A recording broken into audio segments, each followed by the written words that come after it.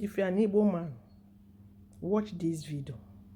Both Igbo, non-Igbo people, they need to see this video made by someone from Yoruba. A Yoruba person made this video telling you how everything started. You are going to learn how we are being marginalized. You are going to learn how Igbos are being killed in so-called one Nigeria. You will see everything is well planned so that you will know what to do, so that you will join Mazi Nnamdi Kanu, you will join IPOB for we to get our own nation. Because as far as Nigeria is concerned, they have set everything. Everything has been laid, so they will not allow Igbo person to rule. Watch the video, share to everyone. People have to be aware of what is going on in Nigeria, what Igbos are going through. Thank you so much. Remain blessed. Bye. So, do you want me to be honest or just speak, political correctness here? But I choose to be honest with you. I choose to be honest with you, and for me to be honest with you, I have to go back a little bit. But let me start with the situation that we're facing in this country today. If you believe that those that are in power in Nigeria today would ever contemplate the possibility of giving power to an Igbo man in 2023 or thereafter, then you still haven't fully understood the challenge and the problem that we have in this country today. You need to understand that the mindset of some of these people, not all, some, but those that Buhari represents, that is his own clique within the Fulani ruling class, not all Fulanis, but his own clique, who are in power today. Their mindset is that the most dangerous people in this country and the people that they must suppress more than any other are the people of the Southeast. And you need to understand that before the Civil War, and I need to go back in history because that's a damn good question and it deserves a clear answer, a thorough answer. Let's go back a little bit. Before the Civil War, these same people, he, for example, was active then. And you need to remember the role that they played on the night of July 29th, 1966, when the Northern Officers counter coup took place. And 300 Igbo officers were killed in one night, including an Igbo head of state. He was involved. And many of them that are running this country in that cabal today were involved or supported it. They said it was to pay back for what had happened in January 15th, 1966. Now, after that, what happened? The same people unleashed their people on Igbo civilians in the northern part of this country, and the figure that is often cited is 30,000 were killed. It's not true. Closer to 100,000. Not only were they killed, people, women had their stomachs cut open, and little babies were pulled out and their heads were dashed against the wall. That is what they did then in 1966, before the Civil War. And the Igbos were slaughtered like flies all over the north by these same people.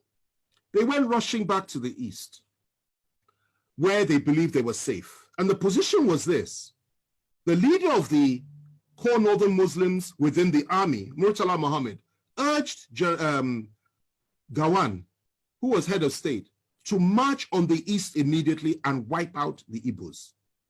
Gawan, to his credit, refused to do that and said, no, let's negotiate. And the negotiation started. They broke down, then there was a civil war. In that civil war, 3 million Igbos were killed by federal forces. They were killed by all of us. I'm from the Southwest. I take responsibility for that, as every other Nigerian ought to. Civilians, not soldiers, 3 million, including 1 million children, subjected to genocide, subjected to mass murder, subjected to ethnic cleansing by us. The war ended. We did not apologize. Instead, what did we do? what did we do? We took all their property in the name of abandoned property. We gave them £20, even if they had £1 million in the bank. And we said, come back, no victor, no vanquished. Biggest lie from the pit of hell. There was a victor and there was a vanquished. And we all know who was who. They came back into Nigeria and we reintegrated them.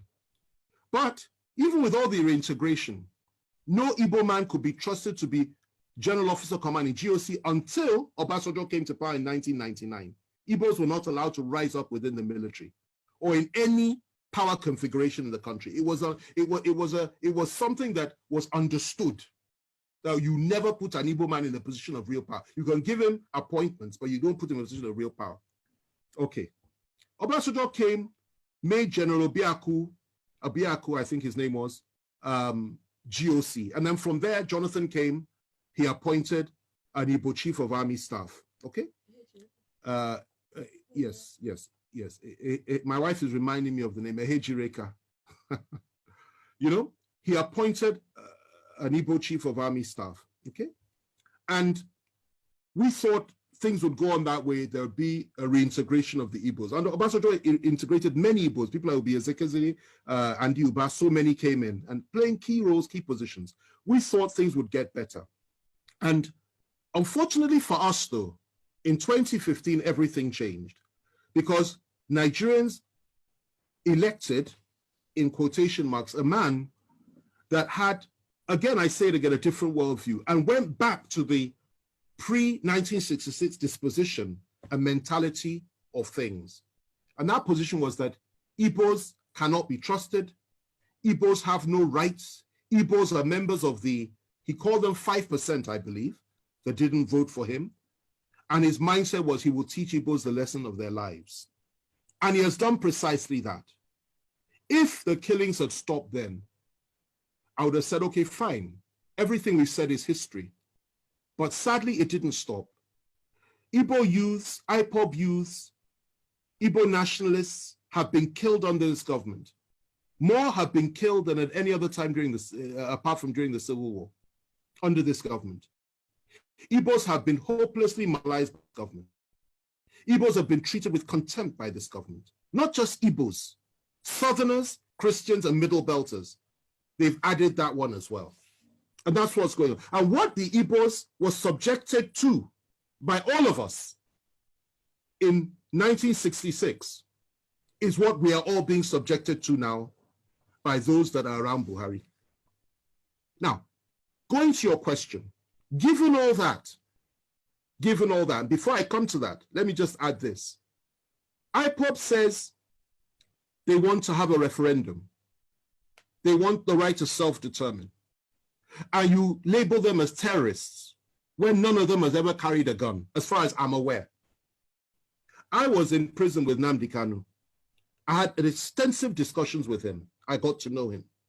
I understood his mindset, and I could feel his pain for his people. Yet they say they want to have a referendum. You say they're terrorists. Meanwhile, those that are butchering our people every day in the name of ethnic domination and hegemony, in the name of furthering the ambitions and the aspirations of Usman Dan Fodio and Ahmadu Bello and Buhari himself, the three Mahdis, you don't call them terrorists. You pat them on the back, you refuse to arrest any of them. And you say what they're doing is okay. You encourage them, okay? And the same you, free Boko Haram terrorists, the same you once said that you want to apply Sharia all over the country. The same you said Muslims should only vote for Muslims. The same you says an attack on Boko Haram is an attack on the North. The same you has said so many things which implicitly are on line and on all fours with the Boko Haram philosophy. These are the people that have been ruling us for 5 years. And the same you has empowered the Fulani to a point that they have everything now. And you really believe that those people in 2023 will sit down and say that they will allow a situation to arise whereby the one they hate the most can possibly take power in this country? They will not allow that to happen. Now, if you ask me what I think, I think that would be the way forward as an individual. That if you really want to appease the Southeast, indeed the people of the South, why on earth not? Why shouldn't we have that? But the reality is that those that control the levers of power are diametrically opposed to that philosophy. They don't pretend not to be. They will never deny it. And they're not even hiding it. So they won't allow that to happen.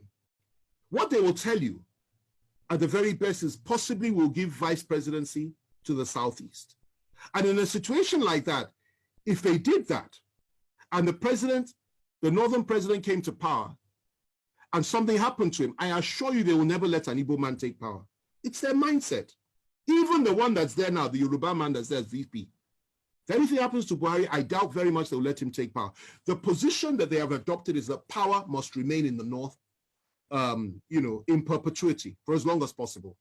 And they have rationalized it over and over again. So that's the situation that we're in. But left to me, two things. The first thing is this: that would go a long way to heal the wounds of the past, an apology for what we did to the Southeasterners and to the Igbos during the Civil War. Secondly, proper compensation and reparations for what we did to them. Thirdly, to now openly come forward and say, let an Igbo man be president of Nigeria, because they've never had an elected Igbo, we've never had an Igbo man leading us with power. Let it happen. That is what I would suggest. That's the first one. The other one is this: if it is, you can't do that. And if it is that the time for that has passed, because many Igbos will tell you, particularly those that share the philosophy of people like Nnamdi Kanu and even Masop philosophy, they will tell you they're not interested in that anymore. Then the other thing you can do is say, allow them to determine their own future, just as the people of Scotland were allowed to determine theirs, just as Britain, the United Kingdom, was allowed to determine hers when it came to Brexit, just as so many other countries in the world, through a referendum and exercising the right of self-determination. And I think that would make far more sense than to say just give them an Igbo presidency, which you and I know is not likely to happen. Let me end with this, okay? We are approaching 2023. Some in the Southwest, specifically Bola Tinubu, believes that his party will field him. I will tell you this today: he has made the biggest mistake of his life. They will not support him. Their position is to keep the presidency in the North. And even if he manages to clinch the nomination for the APC, they will now shift their support to another party that will field a Northern candidate. Mark what I'm telling you today, because I've been right 9 times out of 10 when it comes to these predictions. I've been right. And I'm telling you, I'll be proved right again. That is the mess that we're in this country. So your aspirations are legitimate.